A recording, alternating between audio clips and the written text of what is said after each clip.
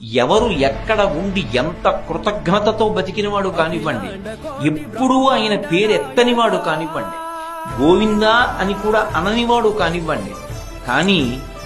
కష్టం వచ్చినప్పుడు ఒక్కసారి ఆయన్ని తలుచుకున్నాడు అనుకోండి, అంతే ఉత్తర క్షణంలో వచ్చి ఆదుకుంటాడు. కలలోనంత నెరుంగని మహాకష్టాత్ముడైనట్టి దుర్బలుడు ఆపత్సమయంబునన్ నిజపతాబ్జాతంబు ఉల్లంబునం తలపన్ అంతని వచ్చి ఆర్తిహరుడై తన్నైన ఇచ్చును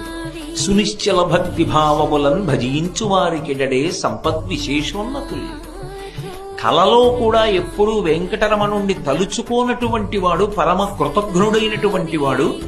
ఆపత్కాలంలో ఏదైనా పెద్ద కష్టం వచ్చి మీద పడిపోయి తన దగ్గర ఉన్నటువంటి ఉపకరణముల చేత తన బుద్ధి చేత తాను తప్పించుకోవడం సాధ్యం కాదు అన్న విషయాన్ని బుద్ధి చేత రూఢం చేసుకుని అప్పుడు ఇక ఆయన తప్ప వేరొక మార్గం లేదు అని మనసులో విశ్వసించి ఒక్కసారి పిలిచినంత మాత్రం చేత పరిగెత్తుకొచ్చి ఆపద తీర్చడం కాదు, తనని తాను కూడా ఇచ్చేసుకుంటాడు.